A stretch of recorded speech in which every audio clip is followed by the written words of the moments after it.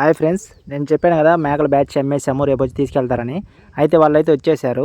అయితే నిన్న payment problem అని ఇవ్వలేదని చెప్పే కదా. అయితే ఈరోజు అయితే పేమెంట్ ఆన్లైన్ చేశారు. అయితే మీరు అది కూడా చూడొచ్చు, ఆ స్క్రీన్ షాట్ అయితే.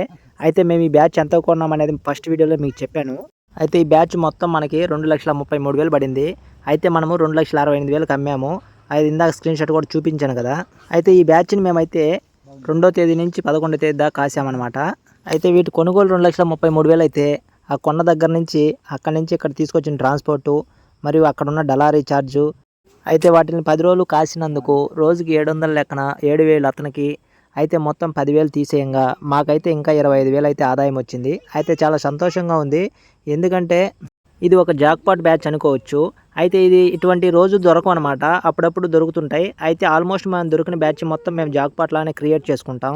ఎందుకంటే మాకుండే నెట్వర్క్ అటువంటిది. అయితే మీ మేకలు కానీ మీ గొర్రెలు కానీ మీ అయినా అమ్ముడుపోకుండా ఎక్కడైనా ఉండి అమ్మాలనుకొని అయితే పార్టీలు రాకుంటే అయితే నేను స్క్రీన్ పైన నెంబర్ ఇచ్చిన దానికి వాట్సాప్ చేయండి మీ వీడియో క్లియర్గా.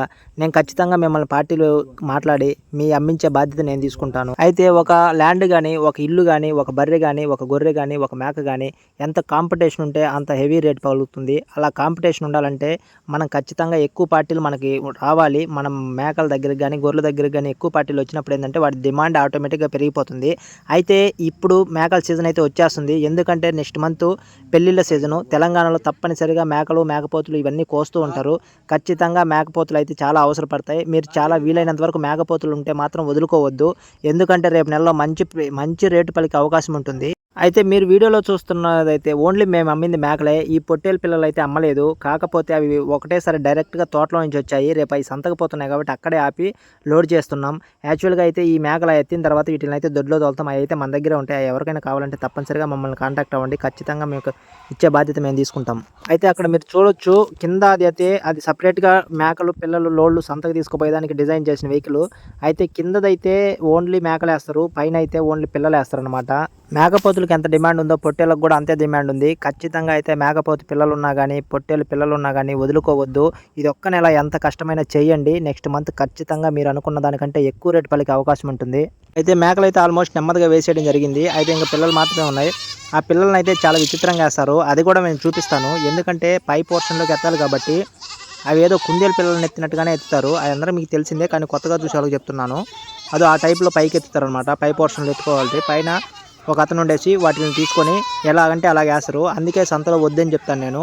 అలా వేసినప్పుడు వాటికి గ్యారంటీగా వాళ్ళకి హెల్త్కి కొంచెం ప్రాబ్లం అయినా అవుతుంది. అలా పిల్లల్ని అయితే లోడ్ చేస్తారనమాట. అయితే వాటిని చాలా జాగ్రత్తగా, కొంతమంది జాగ్రత్తగా చేస్తారు కానీ కొంతమంది అయితే చాలా విచిత్రంగా ఇసిరేస్తారు. అప్పుడు కాళ్ళు గేళ్ళు డ్యామేజ్లు అవ్వడం అలా అయితే. కాకపోతే సంతలో కాబట్టి నో ప్రాబ్లం, వెళ్ళిపోతాయి. చెప్పాను కదా డలార్ వ్యవస్థ ఉంటుందని.